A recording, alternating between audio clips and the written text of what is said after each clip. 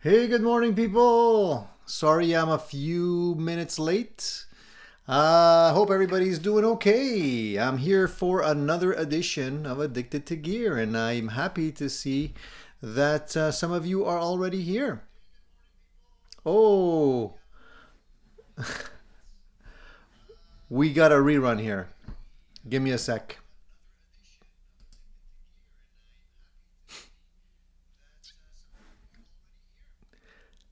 So, give me a sec.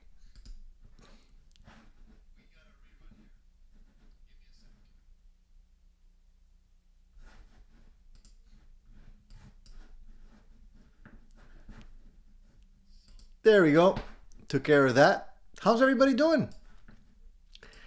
All right. So I hope you guys are ready for another session of our gear addiction therapy that we have scheduled for today.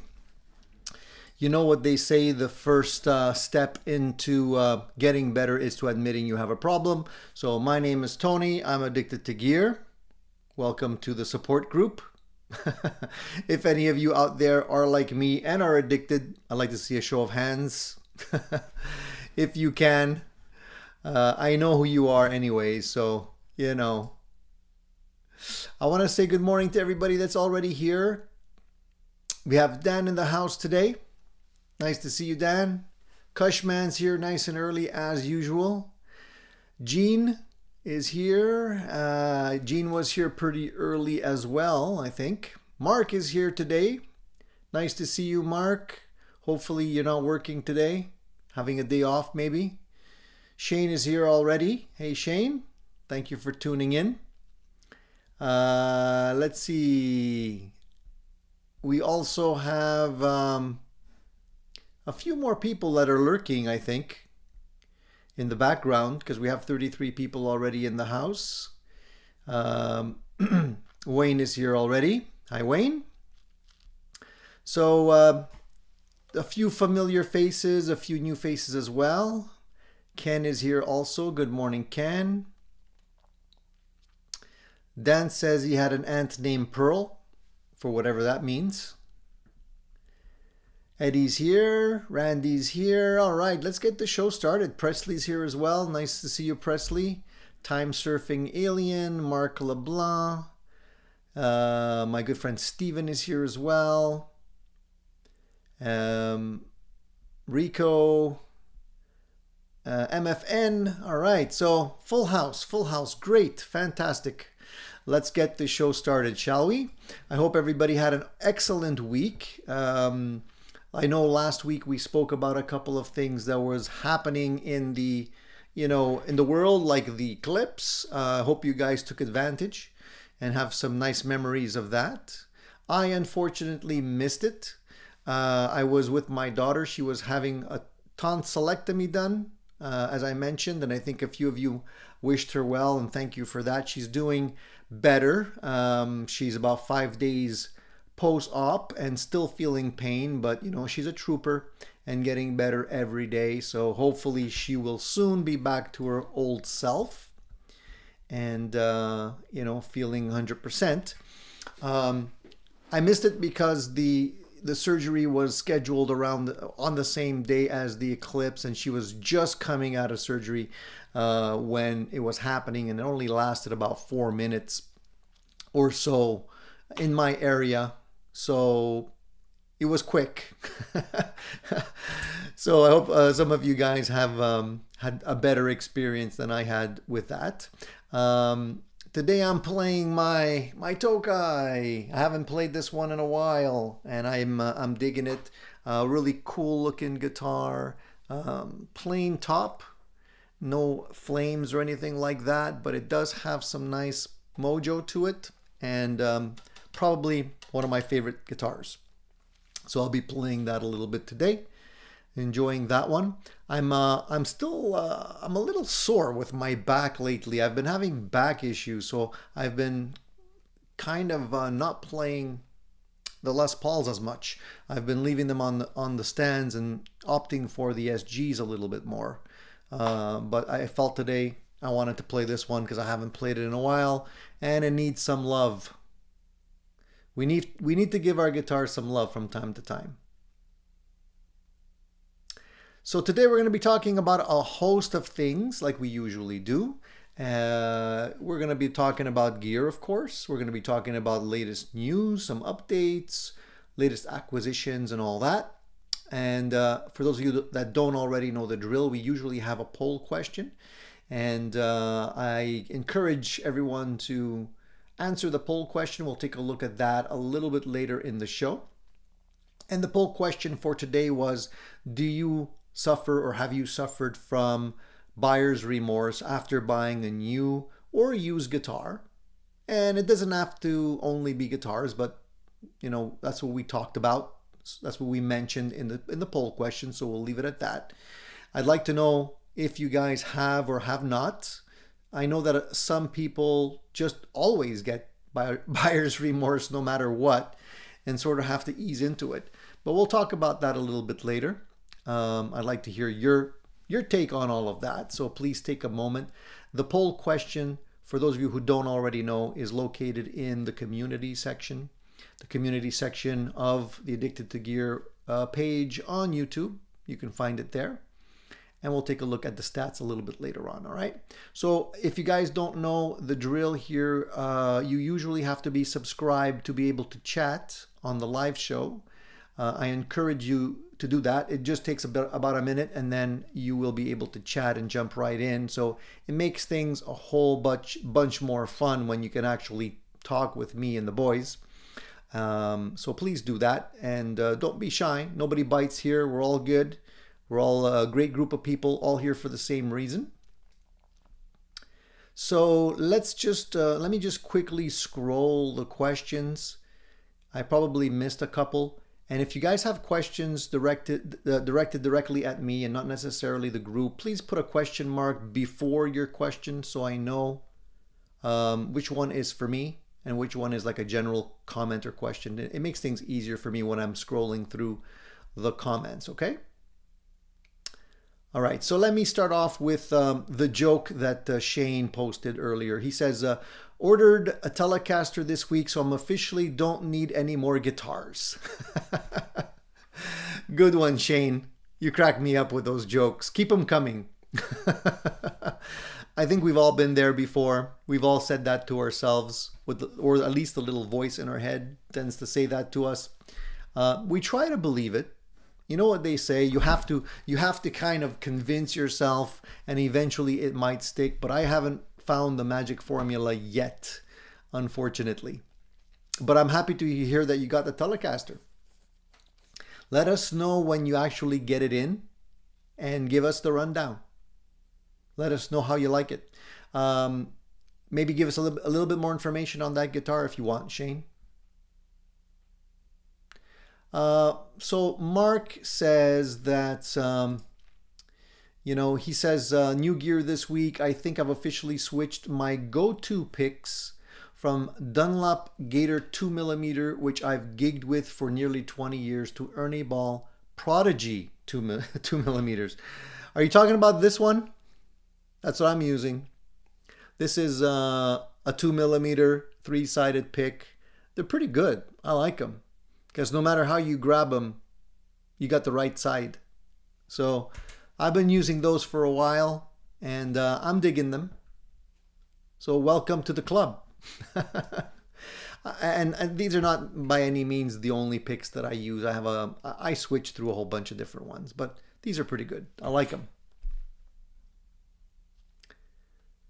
Gene says that he got a bee sting, apparently. So he's having trouble with his cording hand. Sorry to hear that, Gene. I've been lucky enough to have never been stung by a bee or a wasp yet. Knock on wood, because I'm sure it's not fun. And how did that happen, Gene? Just randomly you got stung, or were you messing around a little too close to the beehive or something like that?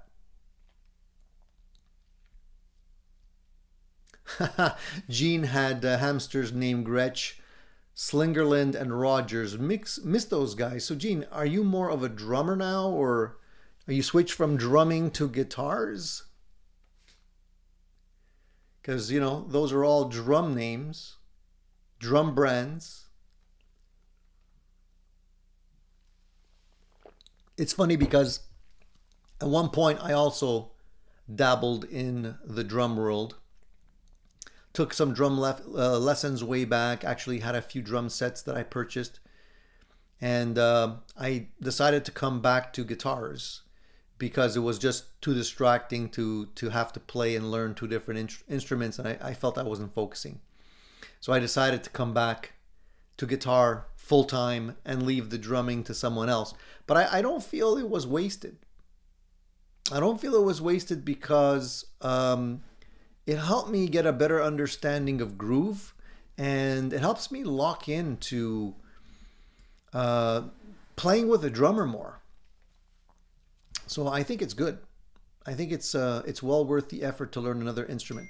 One of the instruments I always wanted to learn was piano, and unfortunately, I dabble in it a little bit, but I don't really play much. I can play some chords and stuff like that, but I can't necessarily do the bass melody and the treble melody at the same time. Just not that advanced. But I've always had a very keen interest in piano or keyboards because I feel it's a great way to create music. You know, it's right there all in front of you. It's a lot easier to visualize on a keyboard than on a guitar, on guitar strings. So yeah, I encourage that. Gene says drummers make great rhythm guitar players. I think so. I think it does help with the rhythm for sure. Cool Tune says, Tony, looking for the Marshall SV20H. It's time I get a Marshall. Dude, that's a good choice. That's an excellent choice. The only thing that might lead my eye away from the SV20 is the new Friedman Plex that he's working on right now. Dave says that he's building the batches and they should be out soon. This was a few months ago. I actually reached out to Dave right after NAMM, inquiring if I could buy one. And he said yes, but I would have to wait about 3 months. So 3 months is almost up. So I'm hoping to start seeing those amps on the website, and hopefully even more YouTube videos of them, because that one looks like it's something special. So if you want a really cool sounding Marshall, the Studio Vintage is definitely one way to do it. Very inexpensive compared to some of the other boutique brands out there, and you can still get them used. If you can find a used one, maybe on Reverb or your local Kijiji or something, Craigslist. I don't know what they're going for now. I think the prices did go up a little bit on those amps.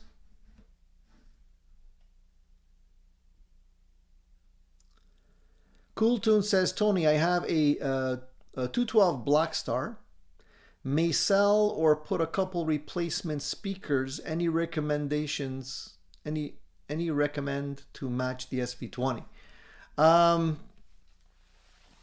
I mean, for me, I love the Celestion 65s, if you can find them.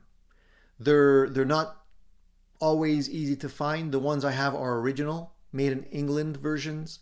I think now you have the ones that are made in China, but they sound amazing. They break up so nice. That's what I have in my my Marshall 412 cabinet. And if you can get those, I highly recommend those. I don't know how well they'll play with the Black Star amp, because the breakup on the Black Star is not exactly the same as a Marshall. It's a little bit more saturated, but I've always had great success with those speakers.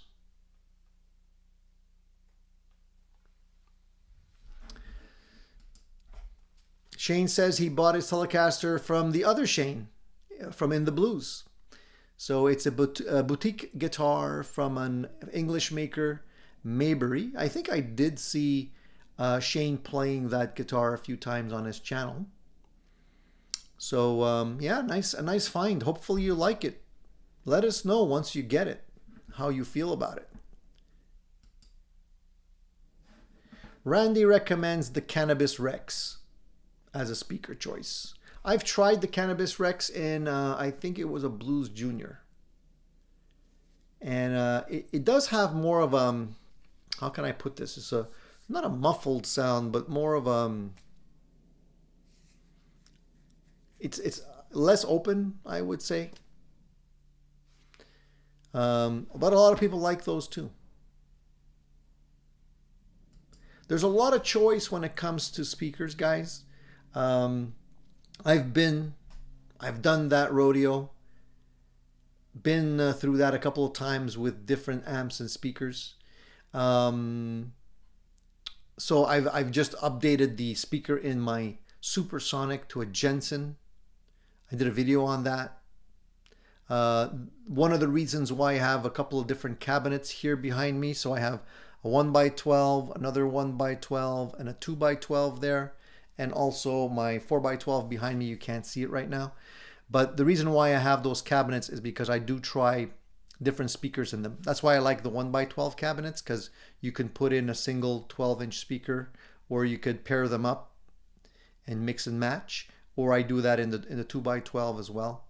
So, you know, when you find the right mix, it's great. I've tried Guitar Warehouse speakers.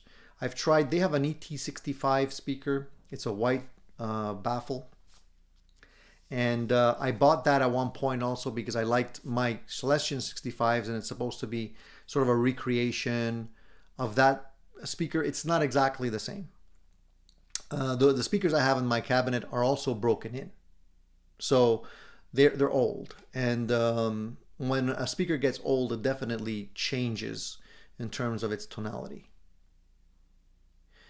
So yeah. But always a good idea to experiment with speakers before you dump an amplifier or you give up on it.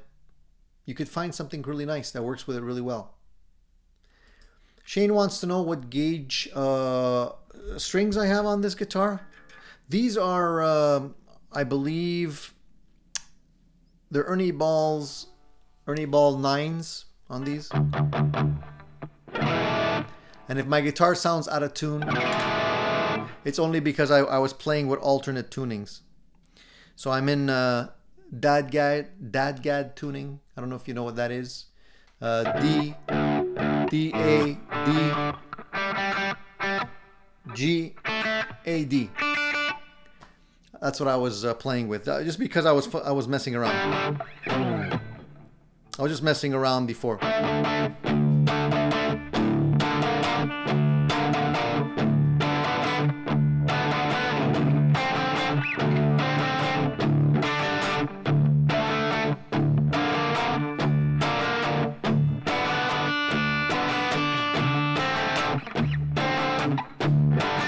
I don't know if you guys recognize that tune. I think it goes like...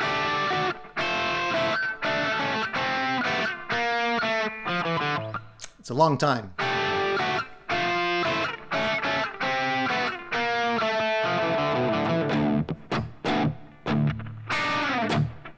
I love the alternate tunings, and if you play around with them, you can find some interesting things. At one point, I used to know how to play Black Mountain Side from Led Zeppelin. Haven't played that in ages, and that's also in some alternate tunings, but it's a lot of fun. Are you guys playing with any kind of alternate tunings on your own? I mean, besides Open G or something like that? The old Keith Richards tuning. But believe it or not, it does make the Stone sound better if you're playing it in Open G. All those songs don't sound right if you're trying to play them in regular E tuning.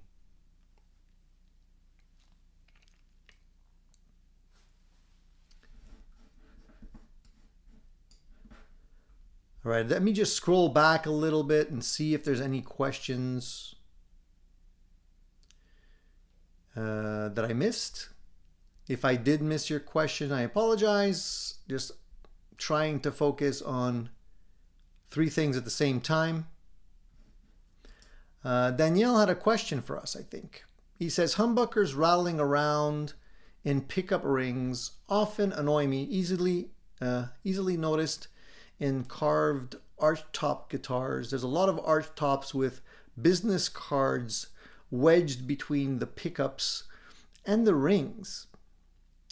Okay, I haven't noticed that in any of my guitars. I don't have any archtop guitars though.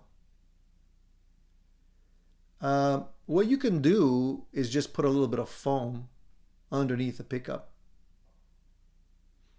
Maybe it's rattling because the screws and the springs that hold the pickup in place in the ring are not the right ones, or just a little bit too loose. So you can try changing those out, or just putting a little bit of foam right underneath the pickup so it lifts up the pickup a little bit and stops it from rattling, you know.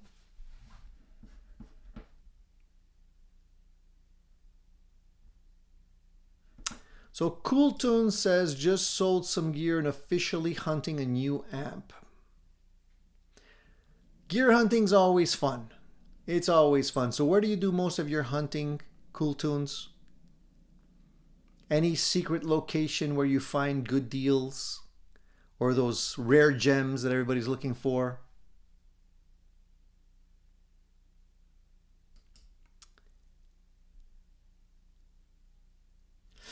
Marcel says he's been diagnosed with stage 4 liver cirrhosis and I never drank other than occasionally.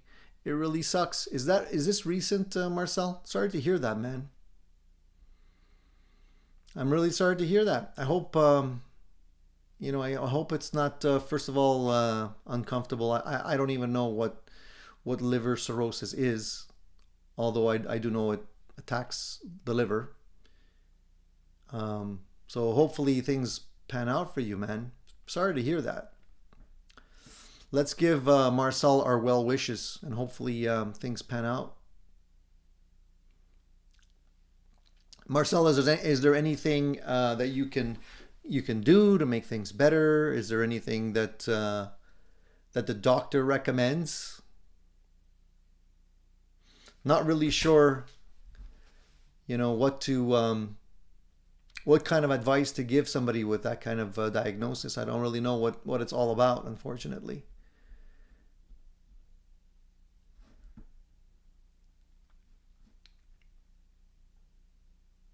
Well, listen to your doctor, man.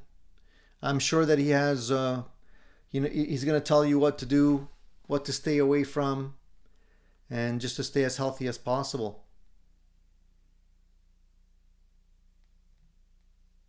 It just goes to show how everybody out there is suffering from something. I don't think anybody out there is 100%, and we all have our own challenges for sure, and dealing with our own struggles. And it's important to help everybody out, And Marcel, I'm sending you good vibes, and I hope everybody here is doing the same, and hopefully things pan out.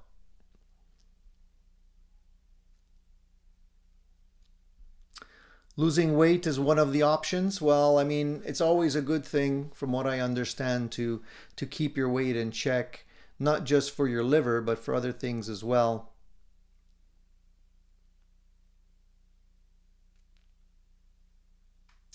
Just out of curiosity, Marcel, and I don't mean to pry, but how did they diagnose that? Was that through blood tests or other tests, or? Let's try and send Marcel some good vibes and cheer him up today, okay?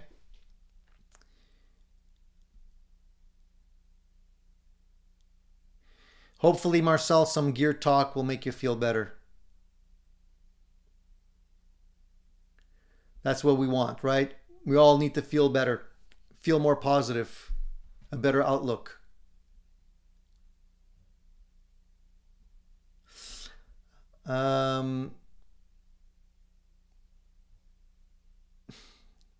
Yeah, Cool Tunes says, Marcel, we're with you, man. You'll be fine. Randy's saying much love, Marcel. Keith is saying all that does suck, best wishes. And Patrick's also saying take care. We got you, man. We got your back. We got your back. We're with you, dude. All the best. And it's important to get yourself checked out on a regular basis for whatever reason. It's not just, not just liver, but in general, when you get to a certain age, don't overlook taking care of yourself. It's very important. All right. Eddie says, Marcel, stop sniffing the nitro.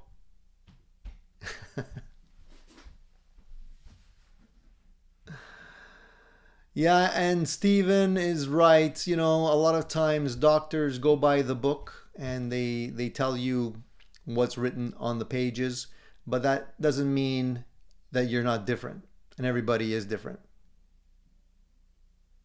So stay positive. And positivity is definitely a big factor in your outlook in life and how things pan out. So please don't lose your positivity, Marcel. I'm sure everything will be fine. One day at a time, dude. Okay?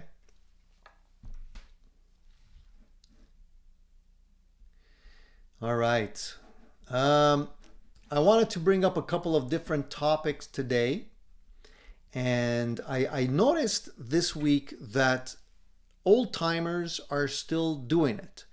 Deep Purple got together with Yes, and they're doing another North American tour. And I'm happy to hear that it's in North America. I might actually get some tickets for that. So Deep Purple's been around for a long time. They've changed up their lineup a few times already. Yes, we all know the band Yes, Long Distance Runaround, and all these great songs that they came up with. Great bands. And it's cool to see that they're still doing it.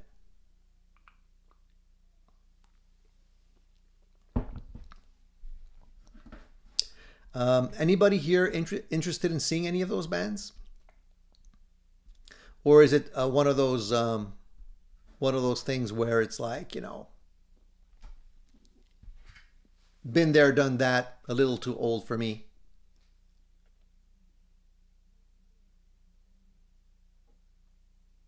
Hey Marcel, you're not bumming people out, man.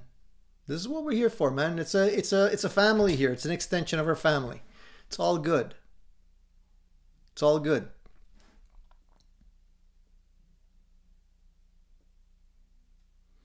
I think the important thing, Marcel, is not to cause even more harm. Eat properly, lose some weight, stay away from fatty foods and all that kind of stuff. High sugar, high levels of salt. Your body needs to try to heal itself. And as someone else said here, the liver is one of the only organs in our body that can regenerate. So you have to work with it.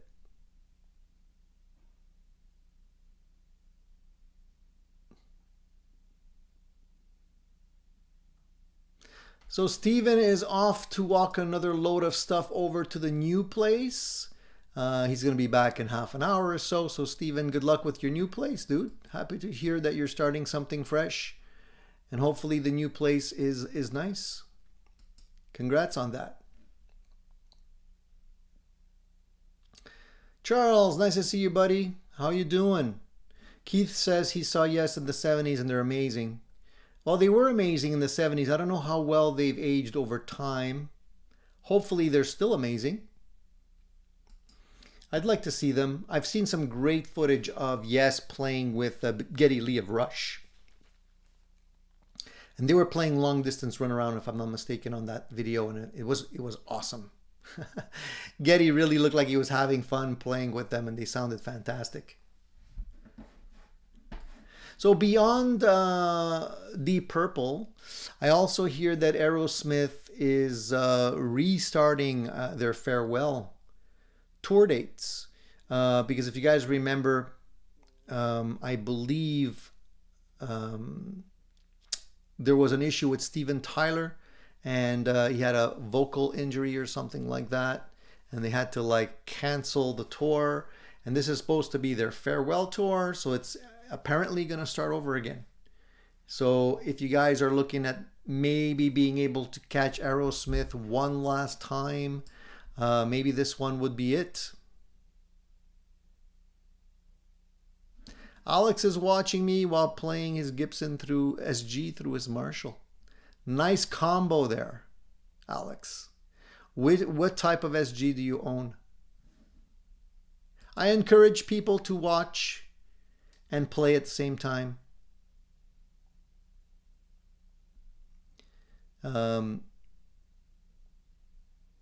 Hey, Marcel, thank you, man. Thank you. Dude, never say never. Never say never.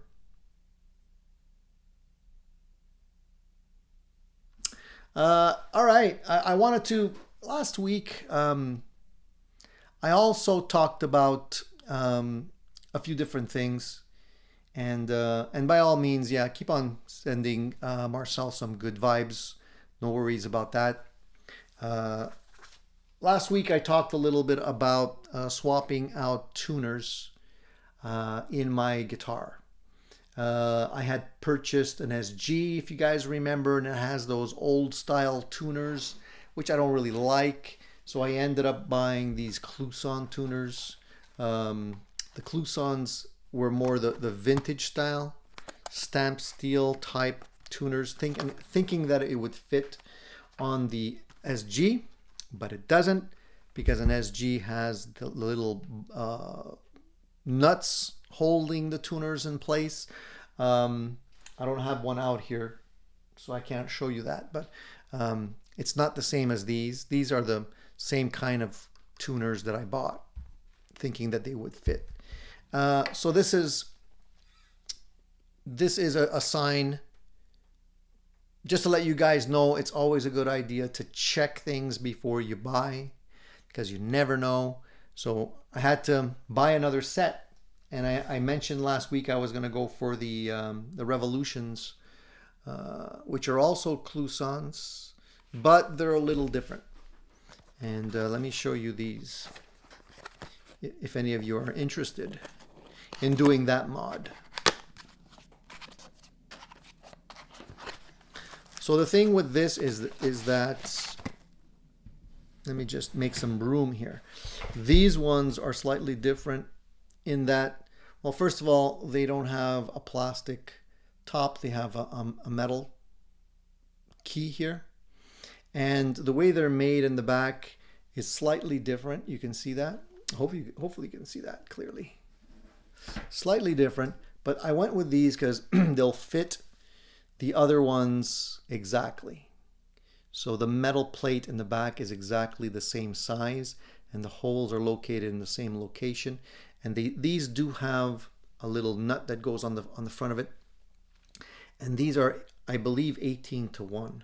So they're extremely smooth. So they should work perfectly in my SG. And I think it's going to be an upgrade that's well worth it. You can see the tuners here.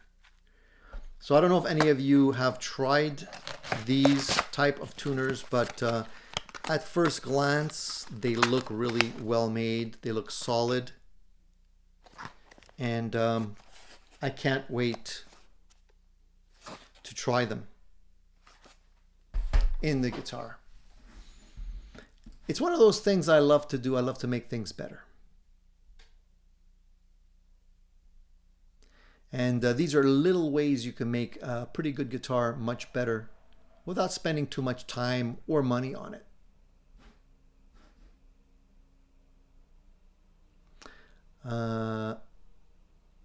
Randy says he doesn't go to concerts anymore. He says it just costs too much.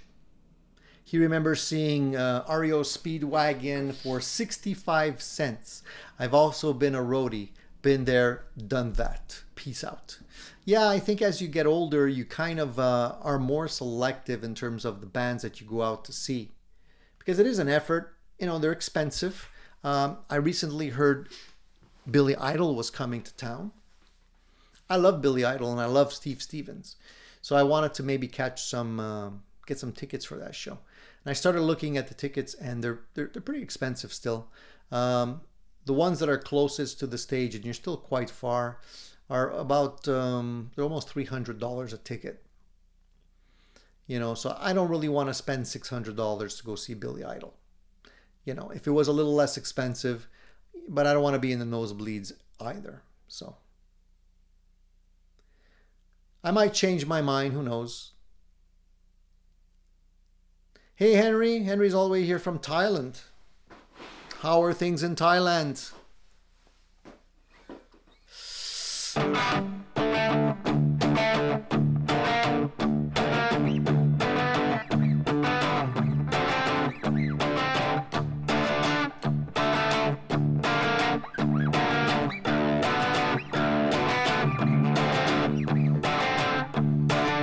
It's such an easy riff, but so iconic.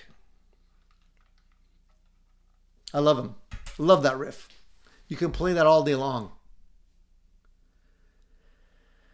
All right, let's talk about another thing that I read in the news recently, and it was quite funny, and I wanted to share this with you guys. Stevie Ray Vaughan, one of my favorite players of all time.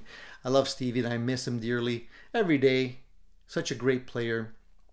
Back in 1985, Stevie was invited to play the national anthem at the Houston Astros season opener. I don't know if you guys remember this or not. They were playing against the Los Angeles Dodgers at the time. And there's a funny story related to that because Stevie and his girlfriend Lenny, Leonora, were flown into Houston where where Stevie Ray Vaughan confessed to his then wife Lenny that he didn't know how to play the Star Spangled Banner. So that's kind of embarrassing. So then she had to kind of hum the tune in his ear in the limo ride to the game so he can like memorize how it goes. And later on, she was watching her husband play the national anthem, and it was a packed house, obviously, in the Astrodome. So Lenny turned to some guy standing next to her and said, you know, he didn't know how that went. And I had to hum it to him on the way here. And the man replied, yeah, it's a hard song. Later, Leonora asked the man if he knew her husband, and he nodded. He's like, no, this is the first time I've ever heard of him. And my name is Mickey Mantle. So she kind of like confessed to Mickey Mantle that Stevie Ray Vaughan didn't know how to play the Star Spangled Banner. And it's funny because I think I found a photo from that I want to share with you guys. And it's kind of indicative of Stevie's character. You know, he was kind of like a regular dude at the end of the day, right? So here, let me share that with you. And that's the photo of Stevie at the Astros game, either before or after. I'm not really sure, but you can see he's kind of like, you know, he's a little confused, a little lost maybe. So I felt that was a funny story. So I wanted to share that with you guys. That's Stevie for you, man. You know, he was a very humble dude. How many of you are still listening to Stevie Ray Vaughan songs today? I put them on from time to time. One of my favorite albums is Couldn't Stand the Weather. Great songs on that album. Fantastic playing. And yeah, you're right. I think Mickey signed his guitar that day. I think you're right, Eddie.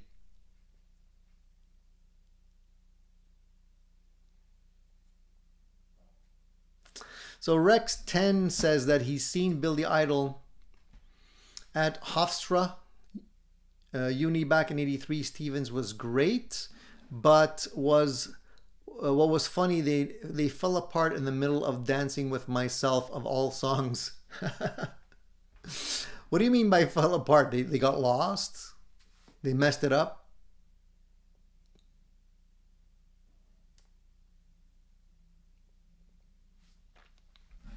It just goes to show even the pros can mess things up from time to time.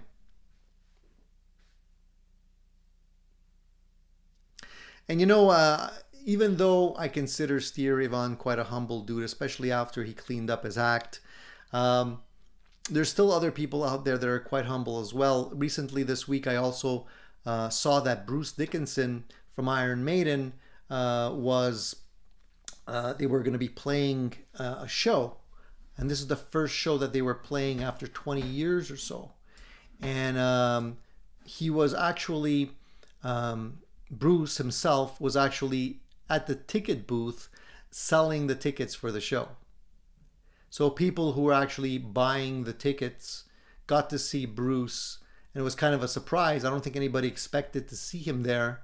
But he was the one handing out the tickets of all people. So that's pretty cool, I gotta say. I thought I had a photo of that somewhere. I think I do. Let me share that with you guys, so you guys can see this. Here we go. I'll just share that on the screen here. Check this out. There's Bruce. And he's just selling the tickets, handing them out. How cool is that? If you're a fan and you walk up to the ticket counter and you see Bruce there handing out the tickets, that's pretty cool. So it just goes to show that, you know, a lot of these guys, a lot of these old players still have a lot of heart.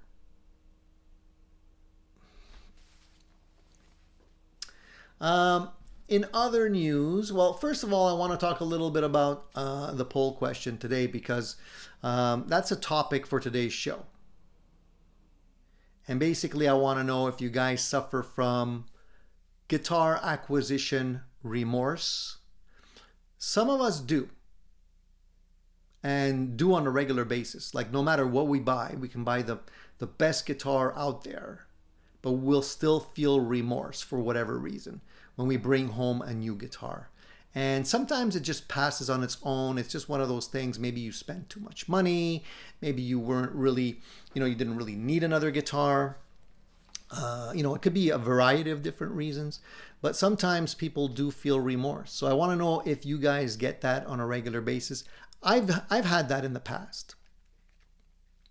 And not so much, I wouldn't necessarily say buyer's remorse, but a little bit more on the seller's side. I often get seller's remorse.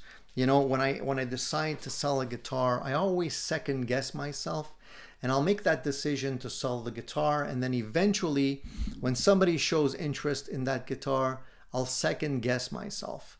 And I'm like, oh man, maybe I shouldn't sell the guitar, because it is quite a good guitar after all, So I often get that. So I don't know if you guys get that as well, but a few ways you can actually avoid or limit any kind of remorse is do your research before you buy, obviously. So don't buy on a whim. A lot of us will do that. We'll end up seeing a really cool looking guitar. We might not have the opportunity to try the guitar in real life, and we'll end up just buying the guitar on a whim. And then we discover, oh man, it doesn't feel the way I want. It doesn't sound the way I want. And then we end up regretting it, and we feel bad because we spent too much money on a guitar. I'm losing my voice. We spent too much money on a guitar that maybe we didn't really need. So that's one of the things. Research before you buy. I would say you should also set a budget, and stick to that budget. So if you can't afford a more expensive guitar, then don't go out and buy a more expensive guitar. Try and find something that's in your price point that will still scratch that itch. Today, there's a lot of companies that are making clones of more expensive guitars. Like if you like a 335 from Gibson, there's a lot of other companies that make similar looking, similar playing guitars, like the hollow body 335, and you don't have to necessarily spend $4,000 on it. You can still get something really good that sounds great in your price point. And that again will limit the remorse, because you don't want to be playing your instruments and feel bad every time you pick it up, right? And the other thing I do often, the other tip is to sleep on it. I think that if you sleep on a purchase, you tend to make the right decision. it gives you an opportunity to think about it, and it also gives the seller an opportunity to sell it before you have a chance to buy it. And oftentimes I'll do that. I'll wait a couple of days, and if the guitar is still there and still available, then, you know, at that point, if I think it's a go, if I think it's a green light, I'll grab it, you know. But at least I've waited a little bit, weighed the pros and cons before I actually make that purchase. And then, of course, if you're buying a guitar and maybe you're not totally feeling it, give it some time. You know, just focus on the positives of the guitar. Try to get familiar with it, because a new guitar often feels odd if it's very different from other guitars that you already have. So you might feel like you've made the wrong choice, but it's just a question because you're not necessarily accustomed to the new guitar. You know, so give yourself some time to get familiar with it and just understand the points that this new guitar brings to the game. For example, an SG feels very different than a Strat, you know, or a hollow body guitar feels very different than an Ibanez guitar. So depending on what you're coming to or going to, you would have to make that, you know, give yourself that transition period to get familiar with the guitar before you make any hasty decisions.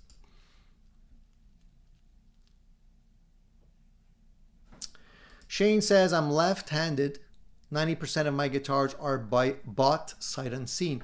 So that is a tricky thing to do. And I don't necessarily recommend it unless you're okay with flipping gear frequently. I tend to avoid buying things sight unseen because you have to play a guitar. A guitar will look fine on photos, but there could be 100 different things wrong with the guitar. And you could discover lately after the fact that the frets are all worn out, or maybe there's high spots on some of the frets. The neck could be warped. The truss rod might not be working properly. There's a ton of things, and just the regular feel of a guitar. You can't tell what a guitar feels like or how resonant a guitar is by looking at photos. I've purchased guitars in the past where I've even played them before. I purchased them and I still regretted them, only discovering after that the guitar was kind of dead sounding. It didn't have the resonance I was after. And you often will see that when you bring the guitar home and you start comparing it to the other guitars that you already have. That's the real test. Because sometimes you go into a store and the guitars will sound and play fine in the store. When you bring it back home and you compare it to the herd, then you realize, hey man, this guitar really doesn't hang well with the rest of the guitars that I have. They sound much better, or they feel much better.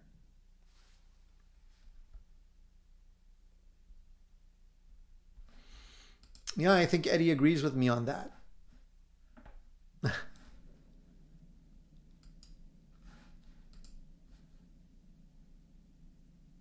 Shane's making another joke. He says, my guitar collection is now into the double digits, so I will stop. Shane, you crack me up, dude. You crack me up. I think Shane's still in denial. How many of you have said that to yourself in the past? I've said that to myself in the past. I'm still trying to convince myself.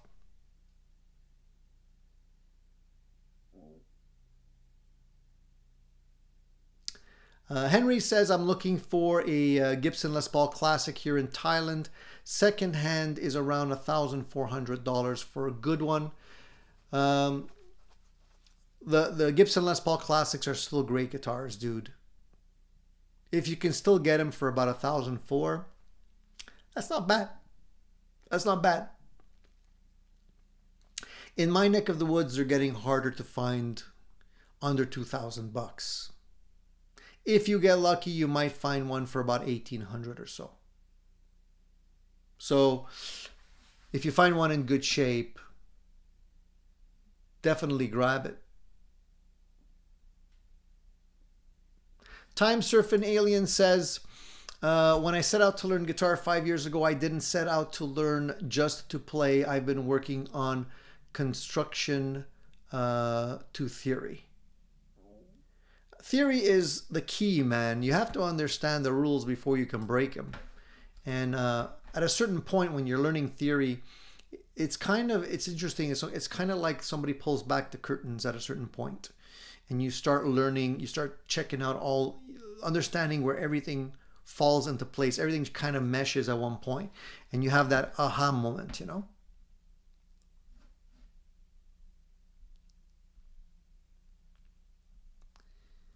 I'm just trying to catch up on the chats here. Paul says, nearly all my guitars are over 20 years old. They came without the original pickups, but the fit, finish, and hardware was great. Once I got the right pickups, I adapted to any neck, B-ball, or Ibanez RG. Yeah, I think a lot of us have been through that, but we tend to sort of gravitate towards one particular neck style. I like having different neck styles. I just feel like it gives me more variety. You know, nobody wants to have the same flavor ice cream all the time. So one minute you want to get something a little on the thin side, next minute you want something a little bit thicker. It's nice to have that choice.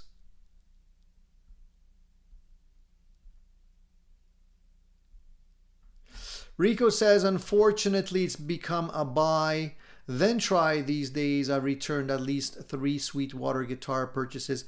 Didn't like them like I'd hoped I would.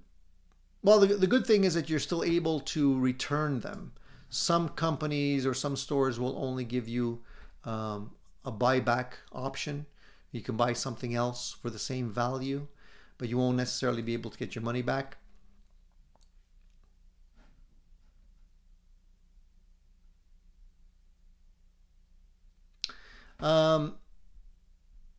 Have you guys seen the latest YouTube videos that were put out there on Led Zeppelin? There was at least 2 new videos, full-length videos that were shot back in the 70s, I believe 77 or something like that. One was shot here in Montreal, the other was shot in the United States, and they just trickled out. I think it's the same person putting out the videos. They were shot, I guess, on Super 8 back in the day, or maybe an early version of video. I don't really know, but they've never been seen before, and it's amazing to see this footage. And I'm wondering how much extra footage like this is out there still, and it's actually synced up with the audio quite well. So I don't know how they did it.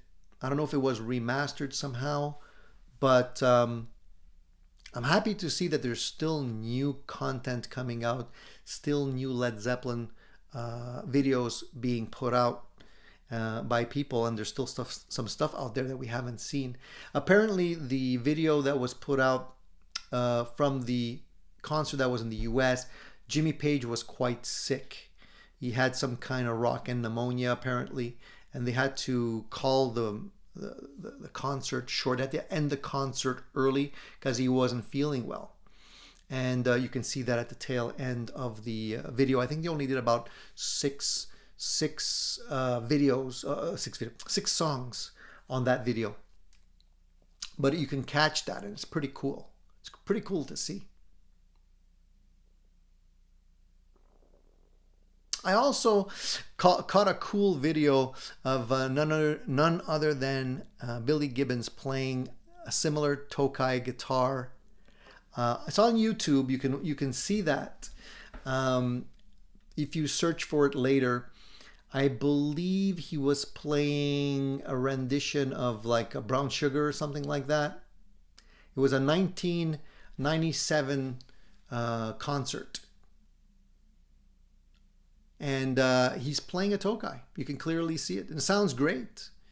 So, you know, another positive check mark for the Tokai guitars. I think they're fantastic instruments. And if you guys are, you know, looking for a Les Paul or even an SG or a 335, don't overlook the Tokais. They're excellent guitars, and you can get them for a little cheaper. Not much cheaper, but a little cheaper.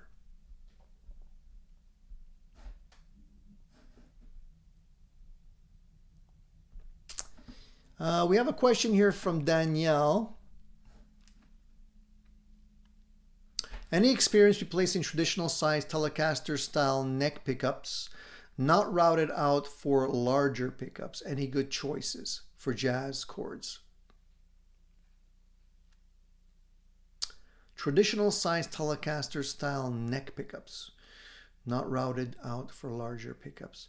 You mean more mellow pickups for the neck?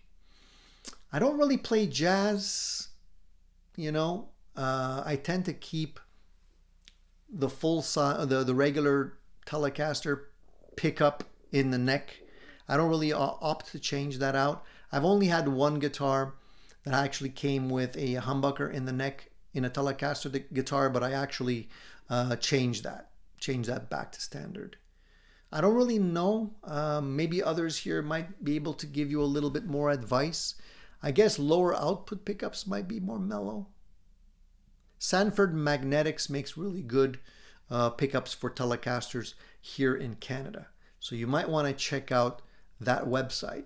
And they do have some really nice low output pickups for Telecasters as well. So that would be maybe a place to start looking.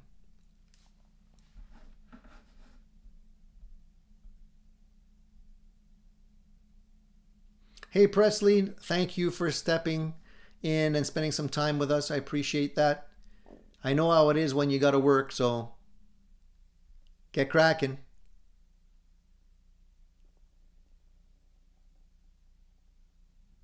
Time Surfing Alien says, seen someone cover a guitar in fabric, look cool. Think I'll do one with some of my old concert t-shirts. Yeah, we have people right here that do that. You know, so if you're looking to get that done, Charles 75N does that on a regular basis and has become quite good at it. So maybe you want to reach out to Charles on that. Alex recommends using a Seymour Duncan Little 59 for a Telecaster replacement. Could be a good choice. Could be a good choice. Let's look at the poll question, guys, before I forget. Let's see what the results are.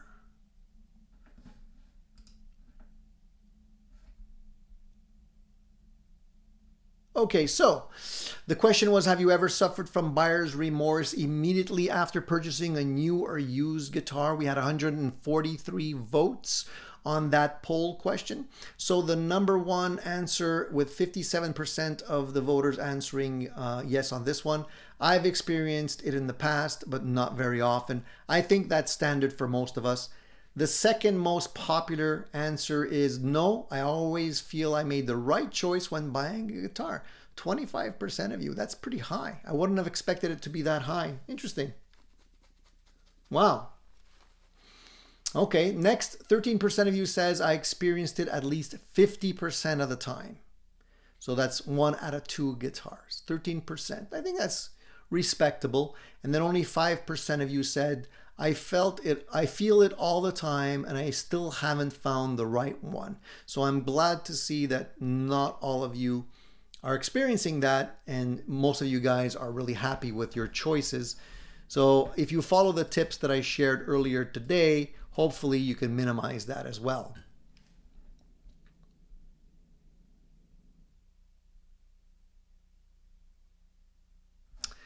Gene wants to know, do lower output pickups distort quicker? They don't. Actually, the opposite. They stay mellow longer, Gene. They're quite nice. You should try one if you haven't already.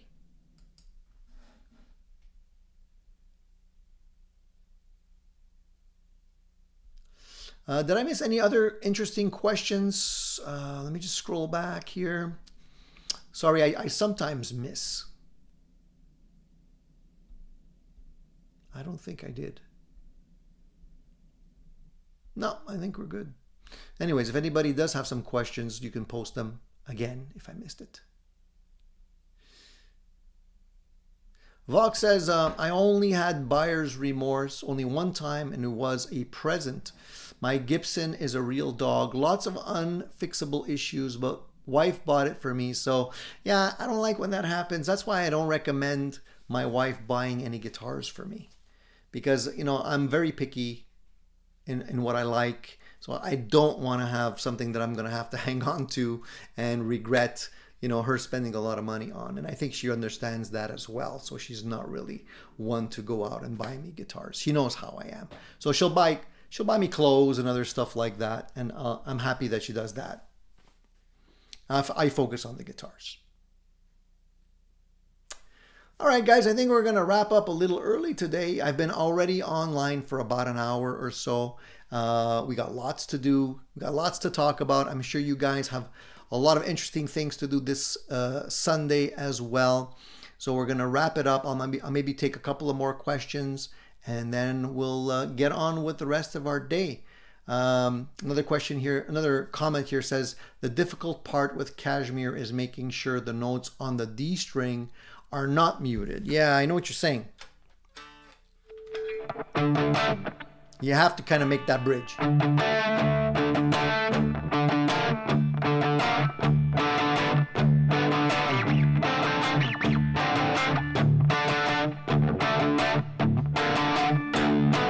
And I love the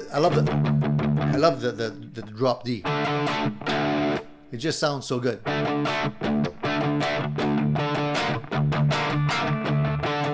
And timing.